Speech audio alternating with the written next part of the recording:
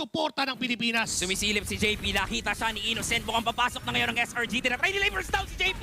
The person na mabilis at si Carlito ay lawan HP na rin. Makakatakas pa naman ng bahagya. Si JP lang ang nawala pero yung posisyon doon sa Lord ay nakukuha na ng SRG. Matagal-tagal pa naman. Malaki yung buhay niyan.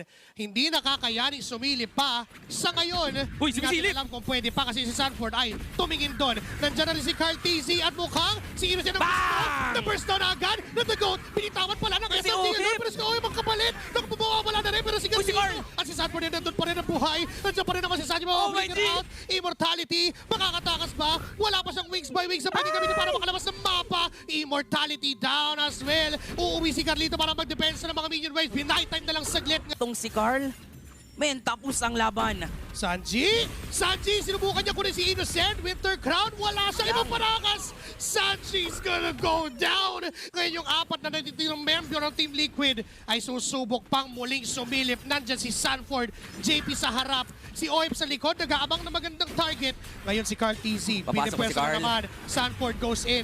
Throne of Ruins ay nandyan. Innocent. Walang immortality. Wala din na sa Winter Crown na mabibili. Ngayon si Oip na magamit ng kanyang wind of nature. Tutumda walang immortality ngayon. Hindi na makapag-buy and sell pa. JP ay low na rin. No more immortality. Buhay pa si Carlito. Buhay pa si Sanford. Mamamatay si JP. Pero 4 members. Yung kanina walang damage ay meron ngayon. Nandyan si Kais. Nandyan si Stormy. Hinahabol pa rin ang tuluyan ng Team Liquid papuntang base. Nakuha ulit ng SRG ang momentum. Dinaan nila sa harapan. Dinaan nila sa teamfight kasi alam nilang lamang na lamang sila ngayon at gusto nilang tapusin ang laban. This time, Carlito, sinusubukan sayawan lahat.